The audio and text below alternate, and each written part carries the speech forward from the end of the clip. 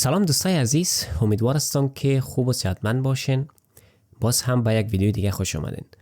امروز میخوایم برایتان مرورگر را معرفی کنم که نه تنها تبلیغات مزاحم را حذف میکنه، بلکه امنیت و حریم خصوصی شما را تضمین میکنه.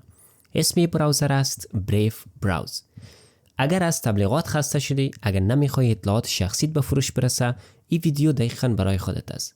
تا آخر ویدیو با ما باش، چون میخوام تفاوت بریف با مرورگرهای مثل کنیم را همچنان برایت نشان بدم.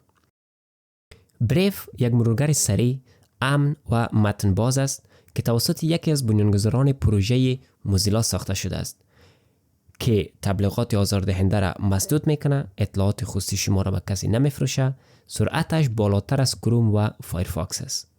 طبق آزمایش ها بریف در مقایسه با کروم مصرف رم کمتر داره، لود سریع صفحه داره، ردیاب های تبلیغاتی بلاک شده به صورت خودکار داره. بریف دارای بخشی به نام شیلد است.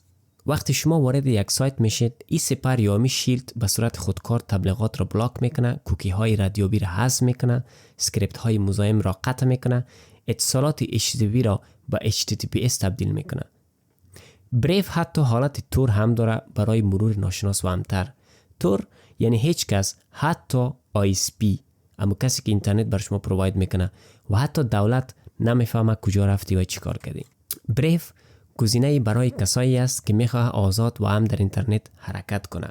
اگر دنبال یک مرورگر سریع، امن و به نهایت حرفه‌ای هستی، بریف دقیقا انتخاب درست است. لینک دانلودش در پایین ویدیو میمانم. سابسکرایب یادت نره و اگر این ویدیو برایت مفید بود، لایک کن و با دوستانت همچنان به اشتراک بگذار. تا ویدیوی بعدی موفق و کامگار باشید.